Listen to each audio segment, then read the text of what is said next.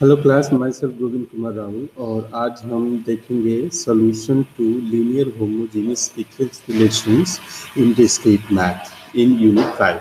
सो class, जो difference relations हैं उस डिफरेंस रिलेशंस को सॉल्व करने का हमारे पास जो तरीका है वो तरीका हम जो डिस्कस करेंगे वो है कैरेक्टरिस्टिक इक्वेशन मेथड। ठीक है, जैसे कि यहाँ पे लिखा हुआ है characteristic equation method we will use to solve a recurrence relations that is linear as well as homogeneous.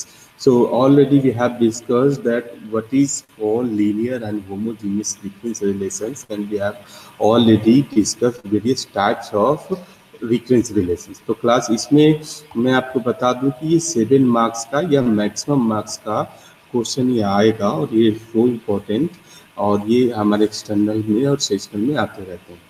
तो कैरेक्टरिस्टिक इक्वेशन मेथड से हम इस चीज़ को सॉल्व करेंगे जिसमें कि if we decided that the given recurrence relation is linear as well as homogeneous, then we could find the characteristic equations. Characteristic equation हम निकालेंगे और उस कैरेक्टरिस्टिक इक्वेशंस के हम रूट निकालेंगे।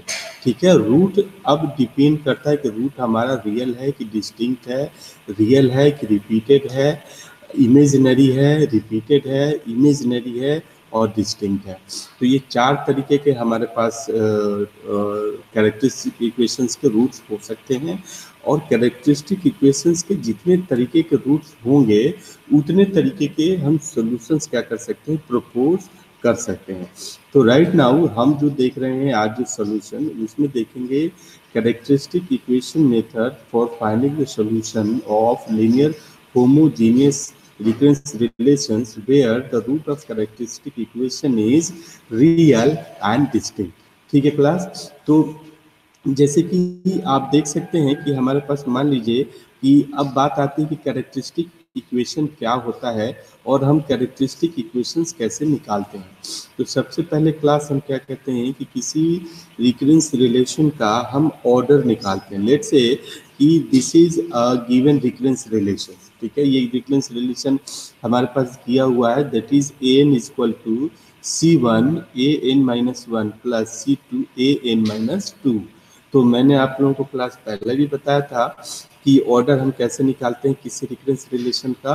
अगर हमें ऑर्डर निकालने की बात आई तो ऑर्डर हम कैसे निकालते हैं, जो हाईएस्ट टर्म है, जो हाईएस्ट टर्म है उस हाईएस्ट टर्म में से हम क्या करते हैं, लीस्ट टर्म को क्या करते हैं, माइनस कर देते हैं। ठीक है, क्या कर देते हैं क्लास, हाईएस्ट टर्म्स में से लीस्ट टर्म्स को क्या करते हैं, माइनस कर देते हैं। तो आप देख रहे हैं कि हाईएस्ट टर्म यहाँ पे कौन सा है, n is the highest term, और हमारे पास क्या है, लीस्ट टर्म कौन सा है, n-2 is the least term and A in is the highest term.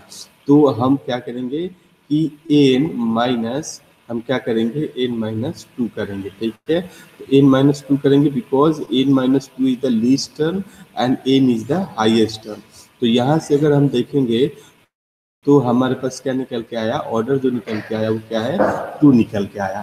तो जैसे ही ऑर्डर हमारे पास 2 निकल के आएगा हम क्या करेंगे कि सेकेंड डिग्री का, ध्यान दीजिएगा क्लास, अगर ऑर्डर हमारा 2 है तो सेकेंड डिग्री का पॉलिनोमियल हम लिखेंगे। जैसे हमारा ऑर्डर आया यहाँ पे क्या चीज, 2, तो we can write the second, we can write the characteristic equation of second degree, that is let's say alpha square plus, अब जैसे कि यहाँ पे C1 है तो हम लिख सकते हैं कि C1 अल्फा प्लस हमारे पास क्या है, यहाँ पे C2 है तो हम यहाँ पे लिखेंगे C2 इज इक्वल्स टू 0। तो ये क्या आया हमारे पास क्लास, ये चीज़ क्या आई, ये कैरेक्टरिस्टिक इक्वेशन आया। लेकिन इसमें एक समस्या है, इसमें एक समस्या क्या है कि मैं आपको दिखा देता हूं कि ये जो इक्वेशन है, ये जो इक्वेशन है, इसको हमें पहले क्या करना पड़ेगा, होमोजीनियस बनाना पड़ेगा। तो होमोजीनियस बनाने के लिए क्या है, इसको हम ये पूरे टर्म्स को लेफ्ट हैंड साइड पे ले आएंगे। तो this will B an minus C1 an-1। ठीक है क्लास, माइनस हम करेंगे C2 माइनस C2 है ना, और ये जाएगा a n minus 2 is equals to 0। अब ये क्या हुआ कि लीनियर भी हुआ और क्या हुआ, होमोजीनियस भी हुआ। तो अब हम यहाँ ऑर्डर तो चूंकि हमारा सेम रहेगा, तो इसके लिए अगर कैरेक्टरिस्टिक इक्वेशन आप लिखना चाहे तो this will be alpha square minus C1 alpha and minus का C2, क्या माइनस का C2 is equals to 0। This is the characteristic equation. ठीक है क्लास, तो आपको कैरेक्टरिस्टिक इक्वेशन निकालने के लिए ज़्यादा आपको सरदर्दी नहीं पालना है। आपको सिंपली करना क्या है कि जो भी लीनियर इक्वेशंस दिया रहेगा उसका आप क्या कर दीजिए कि सिंपल उसका ऑर्डर बना निकालिए, और जितने ऑर्डर का आएगा उतने डिग्री का आपको पॉलिनोमियल क्या कर देना है, लिख देना है। ठीक है, तो आप क्वाड्रेटिक इक्वेशन आप लिख देंगे उस तरीके से। अब बात आती है कि इसका सॉल्यूशन क्या होगा, है ना। अब तो आपने कैरेक्टरिस्टिक इक्वेशन निकालना हम जान गए, तो जैसे ही कैरेक्टरिस्टिक इक्वेशन निकालना हम जान गए, अब हम इसके लिए क्या देखेंगे, सॉल्यूशन देखेंगे कि इसका सॉल्यूशन क्या होगा। तो लेट से क्लास की, जैसे कि मैंने पहला केस बताया कि अगर हमारे पास जो कैरेक्टरिस्टिक इक्वेशन है, जो कि कैरेक्टरिस्टिक इक्वेशन है उसका क्या है कि हमारे पास जो रूट्स है वो क्या है, रियल है और क्या है, डिस्टिंक्ट है। ठीक है, दैट इज मान लीजिए कि हमारे पास पहला रूट क्या निकल के आया, बी, और दूसरा रूट क्या निकल के आया, डी। तो हम suppose these are the constant terms, real numbers. तो अगर b और d हमारे रियल नंबर्स हैं, तो इसके लिए अगर आपको सॉल्यूशन प्रपोज करना है, तो उसके लिए सॉल्यूशन प्रपोज करने के लिए हम क्या प्रपोज कर सकते हैं कि जितने भी होगा क्लास, जाहिर सी बात है कि मान लीजिए कि B D E and so on, अगर इस तरीके से अगर हमारे पास क्या है कि रूट्स आते हैं रियल और डिस्टिंक्ट आते हैं, तो हम सॉल्यूशन जो प्रपोज करेंगे वो D n equal to B into R1 के पावर n एंड प्लस में डी R2 के पावर n एंड इस तरीके से सो ऑन A2। सपोज अगर हम अल्फा के टर्म में हम बात कर रहे थे, तो हम इसको क्या लिख सकते हैं, अल्फा के टर्म में अगर हम बात कर रहे हैं तो इस चीज़ को लिख सकते हैं, सपोज A1 और A2 हमारे पास क्या है, जो रूट्स हैं A1 A2 A3 and so on, इस तरीके से हमारे पास क्या है, रूट्स जो है रियल है और क्या है, डिस्टिंक्ट है।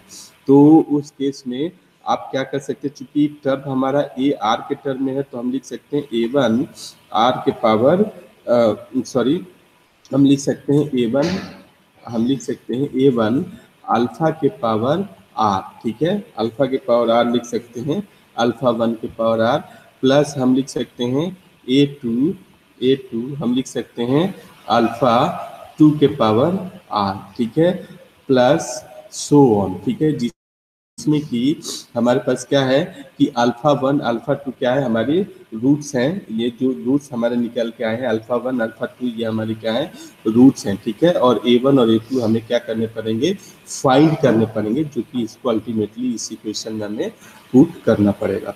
तो ये इक्वेशन क्लास हम इस तरीके से निकाल सकते हैं। इसके लिए अगर हम इस तरीके से अगर हम देखना चाहें कि इसका आउटपुट क्या होगा और कैसे ये वर्क करता है, तो क्लास हम एक एग्जाम्पल लेते हैं रिकरेंस रिलेशन का। ठीक है, an is equals to that is 7an minus 1 minus 10an minus 2। तो ये जाहिर सी बात है कि इसका ऑर्डर क्या है क्लास, हमारा इसका ऑर्डर क्या है, इसका ऑर्डर हमारा क्या है, 2 है। तो अगर इसका ऑर्डर 2 है, तो इसके लिए कैरेक्टरिस्टिक इक्वेशन क्लास क्या हो जाएगा, alpha square minus 7 alpha minus 10 is equals to 0। तो अब आप इसका अगर आप रूट निकालेंगे, तो आप क्या रूट निकाल करके देखते हैं कि रूट हमारे पास क्या आता है, 5 एंड 2 हमारा क्या है, रूट निकल के आता है। तो आपने क्या देखा कि रूट जो है रियल है और डिस्टिंक्ट है। तो हम क्या कह सकते हैं कि इसके लिए सॉल्यूशंस हमारा अगेन, चूंकि हमने यहाँ पे C1 C2 दो कांस्टेंट लिया है, and 5 is alpha 1 and 2 is alpha 2। तो एन के टर्म में तो हमने इसको एन के टर्म में यहाँ पे ये सोल्यूशन दे दिया। ठीक है क्लास, समझ रहे होंगे I think. This is A1, this is A2 and this is α1 and α2। N के टर्म में है तो एन के टर्म, आर के टर्म में होता तो हम आर के टर्म में दे देते। अब बात आती है कि इसमें क्या दे रखा है कि A0 इक्वल टू 1 दे रखा है और A1 इक्वल टू 8 दे रखा है। तो इन दोनों वैल्यूज के लिए एन की वैल्यू 0 के लिए आप क्या कर दीजिए, ये इक्वेशन निकालिए और एन की वैल्यू 1 के लिए ये इक्वेशन निकालिए। तो जब आप ये इक्वेशन निकालेंगे क्लास तो आप देखिए क्या आएगा, इसके अकॉर्डिंग क्या चीज़ें आ जाएंगी। फर्स्ट जो है वो हमारे पास क्या आ जाएगा, क्योंकि A0 क्या था हमारा 1 था और A1 क्या था 8 था। तो आप इसमें डालेंगे तो ये C1 C2 equal to A0 और A1 equal to 5C1 and 5C2। तो इस इक्वेशन में A0 A1 की वैल्यू 8 डालेंगे तो अल्टीमेटली आपके पास C1 की वैल्यू 2 और C2 की वैल्यू क्या आएगा, -1 आएगा। तो आप फिर उस फाइनल इक्वेशन सॉल्यूशन में आप क्या कर दीजिए कि ये वैल्यू पर्टिकुलर आप क्या कर दीजिए, डाल दीजिए। तो this is a particular solution. वो जो इसके पहले वाला जो था वो इसे हम क्या कहते हैं, उसको हम कहते हैं जनरल सॉल्यूशन। क्लास ये जो टर्म हमारे पास आया था, ये जो टर्म आया था this is called general solution. इसको हम बोलते हैं जनरल सॉल्यूशन। और इस जनरल सॉल्यूशन में C1 और C2 की वैल्यू हम डालते हैं तो हम क्या निकाल लेते हैं, पर्टिकुलर सॉल्यूशन। ठीक है क्लास, हम क्या निकाल पाते हैं, पर्टिकुलर सॉल्यूशन निकाल पाते हैं। और ये पर्टिकुलर सॉल्यूशन हमारा क्या है, C1 C2 निकालने के बाद ये हमारा पर्टिकुलर सॉल्यूशन आया है। तो ठीक है class, thank you for watching the video. Next lectures में हम देखेंगे आगे चल के, आगे डिफरेंट सॉल्यूशंस के वेरियस जो सॉल्यूशन टाइप थे वो देखेंगे। तो thank you class, thank you so much, thank you.